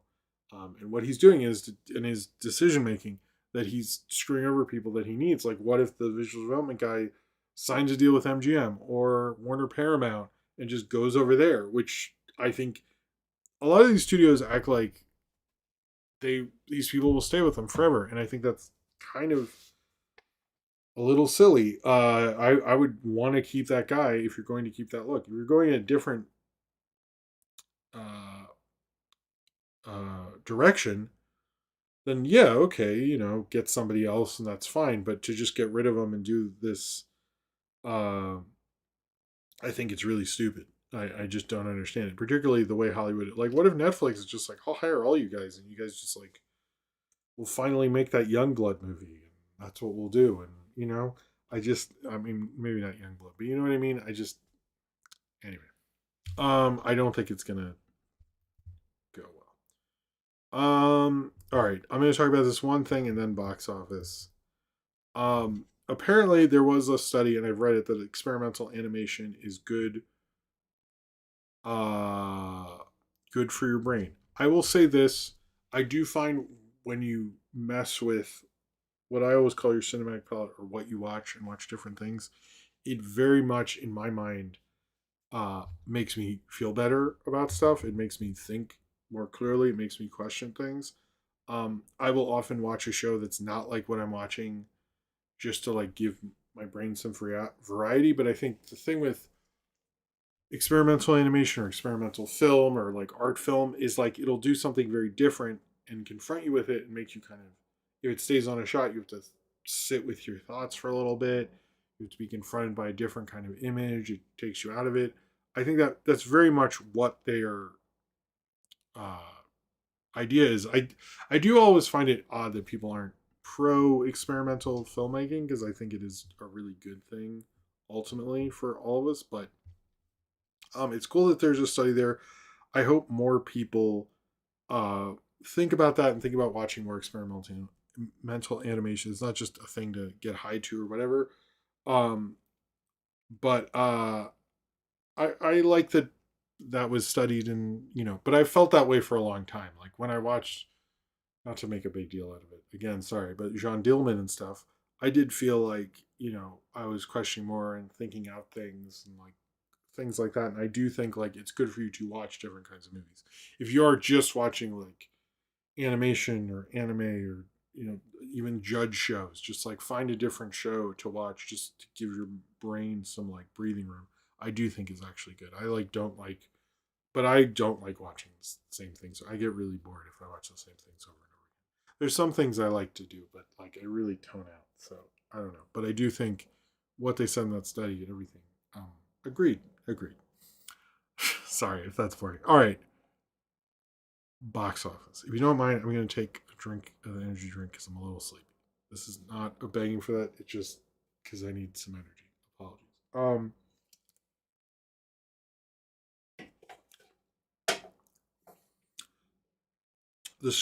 We're going to talk about box office. The Super Mario Galaxy movie. It is doing very well. It's the highest grossing movie of the year. It's the highest grossing movie worldwide, which is one of the first times an American movie has been number one this early on, with Nausea 2 and I think Pegasus 2 being number one earlier. It did fall by 46.4%. It's at 356 million in America. It is at, let's look at worldwide, it's at 755 million worldwide. That is good. That's really good. No one's sure if it'll reach a billion, but almost everyone's sure it will not do what Mario did, the Super Mario movie, and it will not beat Minecraft. I think what this franchise is going to have to learn to do is, one, make better movies, and two, find a way to make it special enough for people to want to see it. Because I feel like the emphasis on it is not there as much as it was with the first one. That was an event. It doesn't feel like as much of an event this time. And just having Yoshi there is not the event that I think they thought it was. So, but it's still doing insanely well. It's still the highest grossing movie of the year. But it's dropping like a typical original movie. That's a big blockbuster. It's kind of a little normal about it, but did fall 46%, 46.4% in its third weekend. However, the number two movie, Project Hail Mary, which made $20 million, only went down by 15%. It did add three theaters. It also went back in IMAX theaters, so it probably added more theaters because it lost some. In order to reach a billion, it would need to beat Minecraft. Minecraft didn't make a billion? I'm surprised by that. I thought it did. Oh, 960. Okay. All right. Well then. Maybe worldwide, but I don't know about. Hmm. That's interesting.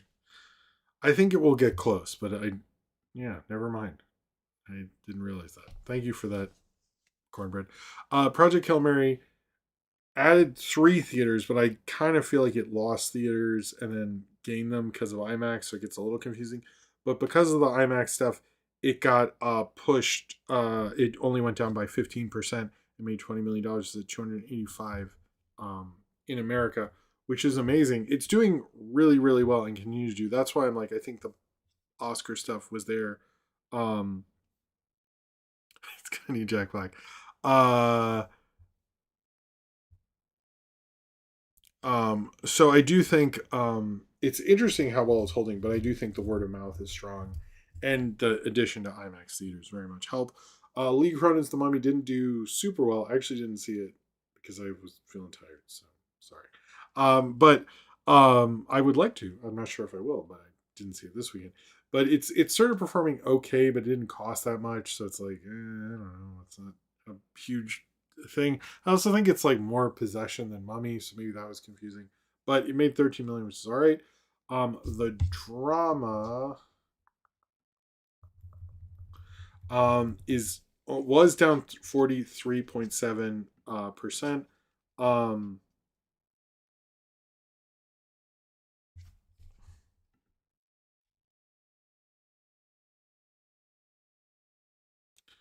Um 43.7 with sorry. The drama was down 43.7%. It might outgross Hereditary in America, but it did lose 522 theaters, which is a lot for a movie like that, especially because it's only in 2000. Yeah, that's pretty significant. Um uh yeah, that is significant.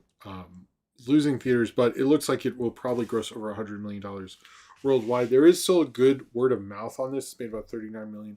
That's good for this kind of a movie. And I think it's going to continue to do okay. But we're going to see when Michael comes out, a lot of these movies are going to lose theaters like pretty dramatically. So we will see a big dip in that. Yumi and Tuscany, um, which again is a bigger emphasis because a lot of filmmakers have said because of how it does, a lot of studios were holding up making decisions on rom com to see what it does.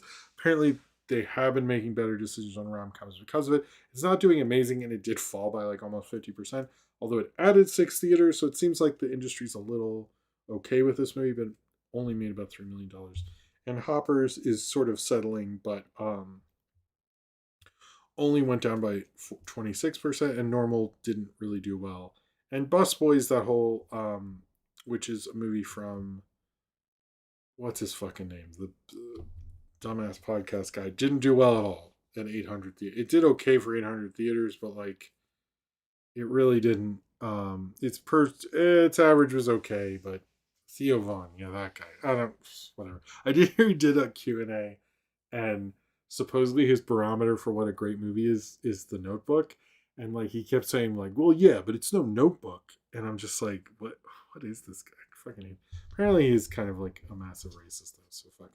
All right, anyway, it was still the eighth highest grossing movie, highest best weekend of the year this past weekend. So we're actually doing good, but we're not doing as good because Sinners opened last year at this time.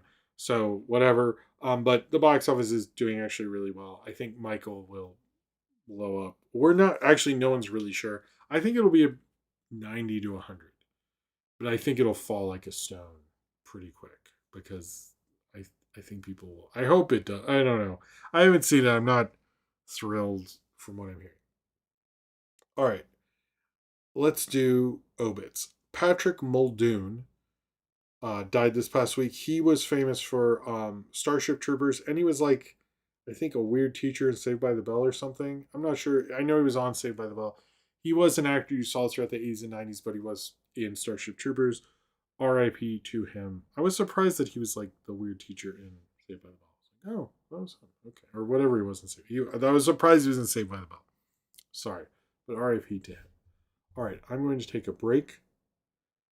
Back, we'll talk about Mystery Science Theater on the Weekend in Rock, and then we'll do questions. And I think that'll be it. I should have done. Is there any other stories I should have talked about before I don't want to like Oh, apparently there's going to be a Paramount is still making a World War Z movie. So there we go.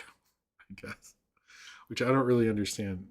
I really hope if they do a World War Z thing, like the book sounds really good. Never read it, but like the idea of like the oral history of a zombie apocalypse sounds really cool to me. Like, which that movie was not cool. So, you know, oh man, I keep looking at Gary's Dark City DVD every time. I should have it at the ready sometime. Anyway, all right. I will be Mel Brooks' son. Who's Mel Brooks' son? Mel Brooks' son is what? Wait. That's him?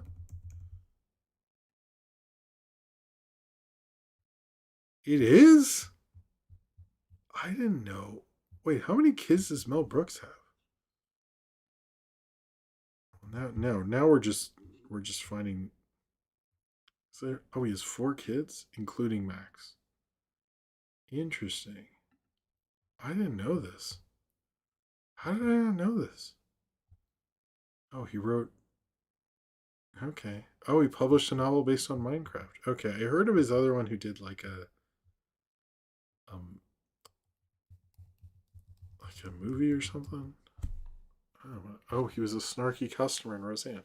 Good for him. All right. Anyway, Cornbread, you surprised me. All right. Anyway, I will be. Hold on. Let's do the. You know what? Does bumper one work? No, it doesn't. All right. Does bumper two work?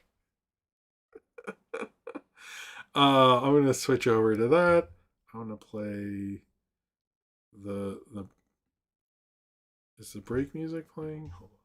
I have it muted, so that's why you can't hear it. Okay, I'm gonna go towards the end of the break music. I hope that sounds okay. I'll be right back. I'm just gonna freshen up and then we'll talk about Mystery Science Theater on MTV.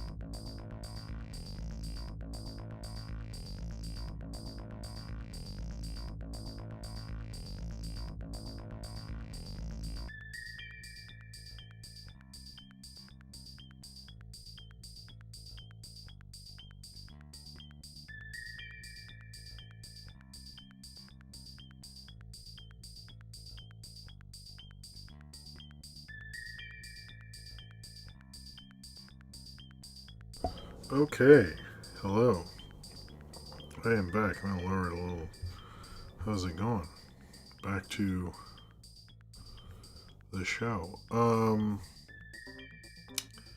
me say now that we're back here, if you'd like to do a super chat, this is like the last half hour or so. So this is your last chance if you would like to do so. I haven't gotten to flashlights or anything yet, so if you want to do that, that would be cool.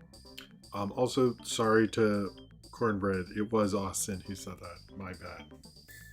So Thursdays are a big day, so towards the end of the show, apologies. Give me a break, I guess. But anyway, what was I gonna say? The one. So this weekend, I do want to do beat it one day and then do eat it. Release the eat it video the next day, which I think would be a cool Thank you. Thanks, Dan. Thank you for being here, man. I appreciate it. See you next week or next time or whenever you're here. See you around. I should have said see you around. I should say see you around. But I have noticed there's like this weird division with no one wants to talk about the Michael Jackson stuff. Which I don't know. I do find him interesting in everything that went into making his music, and this video is really interesting, but it seems like people just don't want to talk about it. Although apparently the movie doesn't care about that either, so we'll see. But I still want to do at least those two, and we'll see how people like those. Oh, also, I forgot to talk about this. I'm like fairly sure this is him. So maybe I'm wrong. But I believe Mark Romanek commented on my Scream video. I'm like pretty sure. I'm not 100%. I might be wrong. But it did said Mark Lee Romanek, and I looked it up and I'm like, that is his full name. And this account's been there for a very long time. Unless someone's like really into pretending to be Mark Romanek, which is like possible. He corrected me on the fact that I said the art director thing, which I didn't incorrectly. And then I hate it when like if anyone who works on something comments. It's having like Eric Stefani commented on No Neck Joe and stuff. Who's Gwen's brother and worked on The Simpsons. It always makes me second guess every fact in the video, and then I rewatched it and go, oh, actually, like if for some reason thought I didn't mention that I didn't think Akira was in it before the correction. I was like, no, it isn't. Why did I? Anyway, really, it's not imposter syndrome. It's more like, I just think I'm dumb syndrome or something like that. But yeah, it's interesting. But I believe Mark Romanek commented on it and said it was just the production designer. The 3 art directors thing was incorrect. So in case you remember that part of the video, apparently that is not right. So oh well. But that is what was written everywhere. It wasn't just on Wikipedia. I saw it on MTV News thing. I saw it on others. So I think maybe there was some, I don't know, mistaken trivia there, or he was unaware of that, or I don't know. I'm gonna say if Mark Romanek said it, if it is Mark Romanek, then it's true.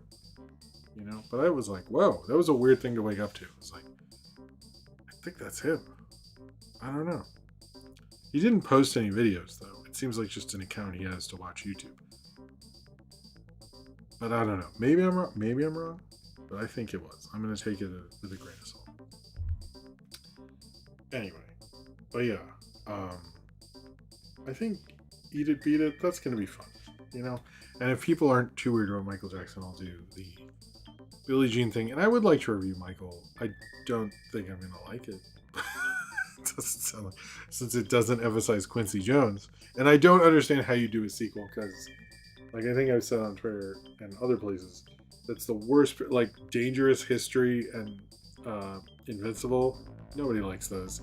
And then, like, the music stinks.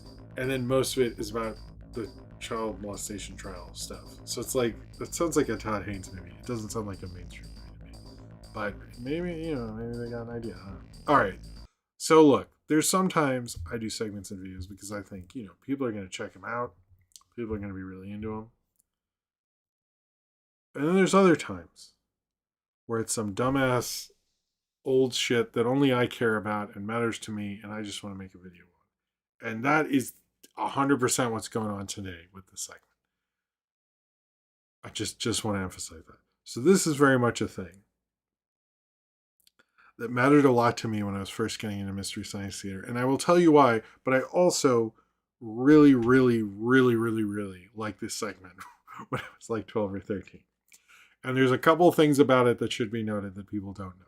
So, while promoting the Mystery Science Theater 3000, the movie, I don't believe they went on a lot of talk shows. I couldn't find that. I know they were on Talk Soup a lot overall, but I could not find any info on that. But Mystery Science Theater went to what was at the time The Week in Rock, which was an MTV show, if you didn't know, where they would talk about, the week in music news or, stuff like that they would cover.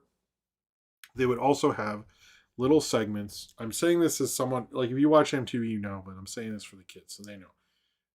If you watch MTV, during the commercials, they would have MTV news briefs and they go do do do do do do do do. I'm like from the Megadeth song. That's true. That lead out was from a Megadeth song. But then they do the MTV news and they tell you a news brief. So what they did is when they had Mystery Science Theater on, they had Mike and the Bots riff over a MTV news brief. And because it was a newer segment at the time, one of their regular MTV news segments was on Radiohead launching their spring tour for the Bends. Now, I want to preface something about this. At the time, this isn't a joke. At the time, the Bends was not big in America. A lot of people have used, have decided to re-remember it differently than it was. I was there. It was not. They were sort of around and like they would get on lists and people were like, this band might be pretty good. I don't know. It was before OK Computer. Radiohead was not what they were in America. In England they were, and England was right about that. It took us way too long to get to them. But so that's why it was okay for Mike and the Bots to make fun of a Radiohead segment of all things. Because at the time, I literally remember going, who the fuck is this band? And then like a year later, I was like, oh, that's who they are. And I really like the Bends now. I feel stupid. But at the time, we didn't know that. We didn't know. Okay? We could have listened to the music and have more of an open mind. Did we? No. But anyway, this Mike and the Bots make fun of this thing. Serena Ulchel, who looks like she's genuinely really into Radiohead and is a smart woman for doing so, is very excited for it. Mike and the Bots do not like seeing Radiohead. They like seeing Serena Ulchel. I think that's how you're saying her name. They refer to Tom York, and I forever call him Thom Yorkie, literally because of this very obscure Mystery Science Theater on MTV's Week in Rock segment. That's where I get Thom Yorkie from. If you've ever heard me say it, it is 100% from this. They literally call him. I was like surprised how like insanely kind of offensive it is to call him heroin vacuumed Thom Yorkie. I was like, holy shit, Tom Server. Damn, this is like when people were dying of that too. I mean, not that they aren't now, but and then they call him Ronald McDonald, because they were like, Mike was like, "Yo, babe, don't sit to frost today. Get out, get off your skinny ass and get away to McDonald's." I always remember that joke. I don't think they knew it was either at the time, which is like really funny. That like a year later, we're like, "Ooh, maybe we should have picked somebody else," because now this like important rock history or whatever. It's still funny, but I was really liked this little segment. It was something I would show all my friends because it was my only rare Mystery Science Theater thing. This is literally how I traded tapes because it's the only thing me and my friend Evan had to take tapes with. Because we were just into it, so we didn't have that much recorded. So it was like, well, we have this, and they're like, oh, cool, okay, yeah, I'll trade you, because no one else, everything else we had was like newer stuff, and nobody needed that. So, which is funny. I did watch this way too many times. I also like that Kurt Loder. They come back to the studio, and Kurt Loder's there with Servo and Tom Servo and Crow. They are very funny in the segment. Kurt Loder looks like he was a genuine fan of the show, and fans have always liked how Kurt Loder interacted with them and said like that Comedy Central should pay because the show had just been canceled right when it's hitting this publicity thing and stuff. And they have good banter with him, and I love that Crow is excited for Kiss, or he's like, oh, Kiss, no, and you can hear like the. I like that, like I guess in the sound mix for Mystery Science Theater, they cut out when Servo's mouth is clamping, and they don't in the MTV News thing, which is funny. And I like that Servo said the hell bubbles over door. Um, I've often liked this segment. I know this is like one of the silliest things I've ever done, but this is a major thing for me as a kid. I played this tape to death. It's probably not as funny as I think it is, and I know it's my nostalgia, but it's my YouTube channel, I guess. And I was like, you know what? If I'm gonna do Mystery Science Theater movie, which I recently reviewed, I'm gonna do Mystery Science Theater on MTV's The Week in Rock. I get that it is silly. I don't necessarily think it matters to very many people, but it matters to me. I think it is a very funny thing. It involves Mystery Science Theater and Radiohead in the 90s, both things I really like, and even Kurt Loder. And I think they all came together to make a really funny segment. I have no, it is weird seeing like Johnny Greenwood and Thom Yorke and Ed O'Brien and all these people together while Mike and the Bots are making fun of them is a very entertaining, odd little segment. And I love Mystery Science Theater. I wish they got to make more Weekend Rock segments. It could have been a regular thing since they didn't have a network at the time. But it was just this one, and I like that this little weird pop culture moment happened, and I really did love it then, and I still really like it now. Okay, sorry if that was weird. All right, let me write questions below. The show is ending soon. I'll just say any more super chats. This is your last chance. I'm sorry to say it again. I knew it was gonna be chill, but yeah. All right. Let me do. I'm gonna do Austin's first. Said Austin, hey Jim. Sorry, forgot to ask a question until now. My question is, what are the worst Mystery Science Theater movies, Manos minus Manos, you've seen? For me so far? It's Terror from the Year 5000. I think Attack of the Eye Creatures is up there. Hobgoblins. Um, I'd say Cry Wilderness. I'd say Pod People. Yeah. I think those are good answers. Yeah. There's a lot. The problem is there's so many. There's probably some I haven't seen. There's probably some I'm forgetting. There's probably all sorts of stuff like that. Other Patreon questions. I should probably mention the Patreon thing that you get this part of the questions. That is one of the things. Um Sinram, I hope he's still here. I hope he's doing okay. Jim, I believe it's fair to say that neither you or I is as tall as Kareem Abdul-Jabbar. I'm not sure. I've never measured him, but I believe you're right. Is this ever a cause of concern for you? Also, what are your favorite films as far as adaptations from other media? My personal choices are The Shawshank Redemption and V for Vendetta. Of course, I meant Goodfellas, Schindler's List. I haven't read the books or adapted from. Okay, from that I'm not as tall. I really don't like.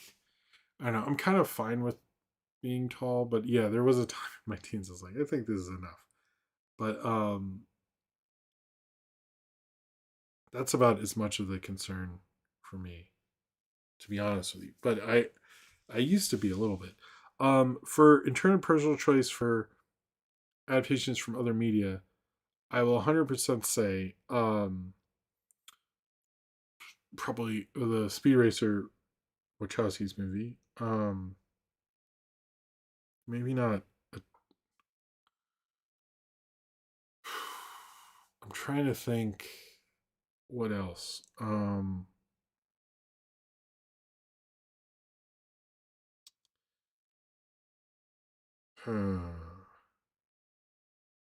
guess Jaws. Jaws is based on a book, and I really like Jaws. Um, I'll just say those two: Speed Racer and Jaws. Mizelle Torres or Embla T said, "Is in the inevitable Smashing Pumpkins biopic, The World is a Vampire, who should play Billy Corgan?" Maybe was it Asia Butterfield? Maybe. I was actually thinking today. I was like, man, the Nirvana biopic is gonna be so garbage, and it's gonna happen, isn't it? It's gonna be like Austin Butler plays Kurt Cobain or something. I'm just like, please don't make that movie. What's also I think hard about that band is they had really weird tastes, and it's like when they had like Pat Smear from the Germs was their other guitar player. Like that is a bit of an odd choice. You know that they're really into the band Flipper. Like I feel like people miss that about Nirvana, that they were like really into, was it anti-hardcore? Flipper's an anti-hardcore band. They're like I think that would be the hardest part. Is like it's one thing to be like, oh, I like Black Flag, but like Flipper's not like a cool uh band. You have to like really like music to like Flipper. I haven't listened to Flipper. No, maybe I will tomorrow. I'll listen to Flipper tomorrow. Not the Dolphin, but I don't think the Dolphin's a band. Maybe. The Santa Foga. Any other overlooked animated movies you'd find it funny if they made a live action version of? Any Bluth, I think, would be. Although someone was saying Troll in Central Park, I was like, yeah, I guess so. I don't know if I'd find it funny. I don't really like them, but I think uh overlooked. That would be interesting. I don't know. I think if Shrek the fifth one mixes with live action, I think that would be interesting. I don't obscure. Maybe if they do cartoon all stars, I'd say that. Which I learned came out near 420, but not on 420. I like that they left the high holidays alone. That's nice. All right, cornbread. In is the recent there could be a sequel headline about Michael the funniest news headline from a deadline in a hot minute given the subject matter. I am surprised they're still sticking to that.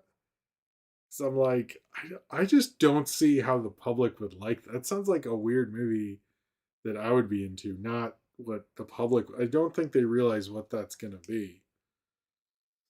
But maybe I'll have a better answer after I see it. I don't know. Embla T, another Fokker movie. I don't get it. I don't get the meet the parents. I'm like, should I review the first one again? I don't, or review the first one. I really am not going to see that new one. I'm just like, what are we fucking doing? Why is does De Niro need money that bad? I don't really, I don't really get it. I don't really get it. Anyway, I think that's all the Patreon questions.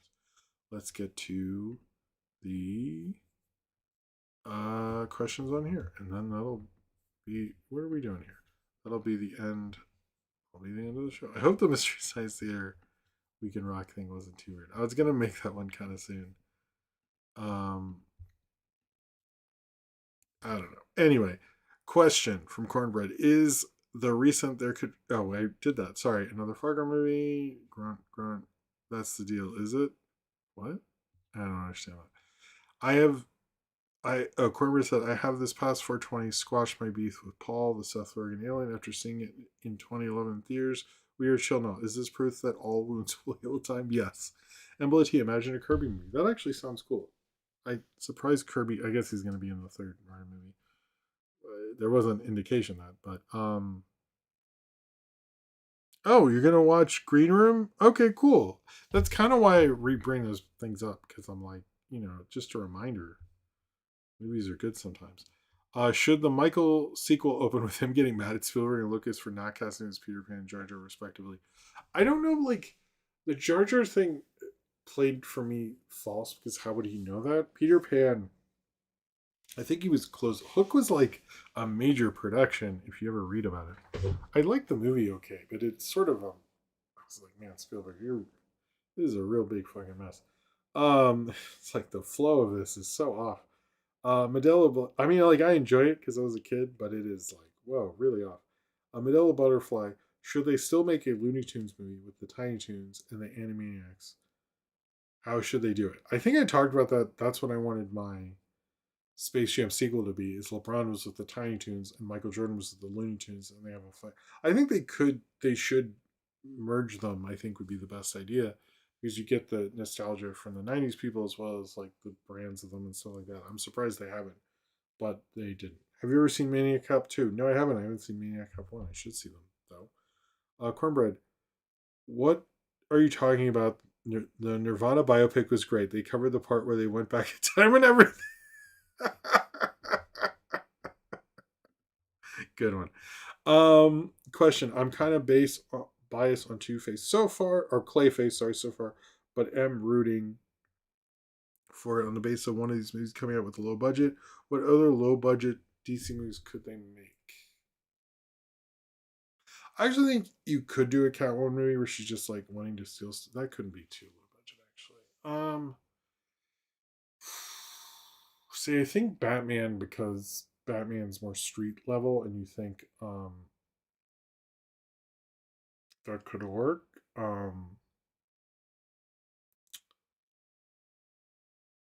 But I can't think of who else.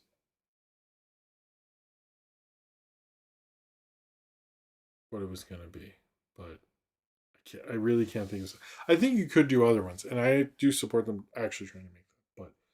But yes, no. Michael Jackson. There was a rumor he was going to be in Hook or a Peter Pan project. I'm not sure, but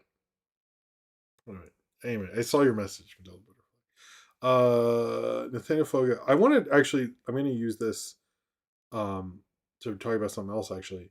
But how much involvement do you think Sonic will have in the part two of Michael? I a little bit. I have noticed. So here's one problem I've noticed about Michael Jackson fan, and then I'll answer the rest of your the Embla T and Nathaniel Foga other question. Um, I have noticed for a while that Michael Jackson fans will take a little bit of truth and then make it into something that it really isn't. Like there was this YouTube video that was like Michael Jackson um didn't didn't win for Thriller like album of the year because but I understood why they thought that because the problem is oh hey Super Dusky the problem is that the Grammy the way the Grammys do their qualifications thing. Oh, did I freeze? Oh, okay. Am I frozen still? It looks like I'm frozen. Okay, well, it had to be choppy at the end, didn't it? They okay, there we go. It seems like it's okay on my end. I don't know how quickly it goes for y'all. And they'll just like make it into something else and how he was disrespected and all this stuff. And I was like, well, no, I even commented like that's not true. He it did win. It's just the Grammy qualifications are strange, and so it won. It did win album of the year, and I think it won like record, and then the Police won song or something like that. And they were like, no, it didn't. And he was so offended. He was upset. Bad didn't win. I'm like, I don't. They get really weird and like make up shit and like just use two facts and don't look into things. And like, I'm not surprised that they're the kind of people who ignore facts. Let's just say that. But because I've also heard people tell me, well, Michael did the music to all the Sonic games. I'm like, no, he didn't. It's just Sonic 3. And then a couple times they're like, well, how do you know? I go, well, I know a Sonic expert who's animated Sonic. And they're like, no, you don't. And I go, that you can look up. And I think you know. I did pull that move because I was like, I'm not dealing with this Michael Jackson. People are so weird about Michael Jackson. Like, we don't, just like, I I know he's a weird person, but we don't need to make shit up about him. I don't understand that. Anyway, people who make shit up are strange people. Is that if who do you believe will be the first grunge and or pop punk band to get the biopic treatment? It'll probably be pop punk. That would be the '90s. I could see a Blink 182 thing or something, but I think it'll probably be Nirvana. They're still huge. Embla T. Nice to hear one of my favorite directors, James Gray, is getting good deals for his next one. But what about Jeremy Saulnier? How come no one's giving him deals when he keeps making bangers? I don't know. Maybe he turns out. I think he has a new one coming out soon, though. I feel like him and Netflix are working out. I think he has a new one coming out. I thought he has a new one coming out this year. Um.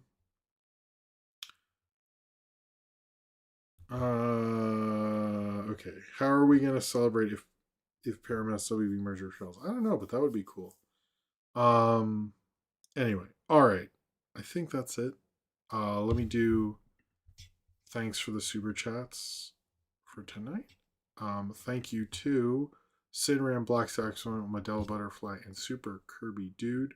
I very much appreciate it. Thank you all very much for your support during the show. Cheers to you.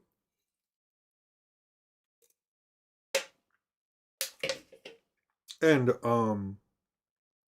check out the videos this weekend. There'll be some cool stuff. And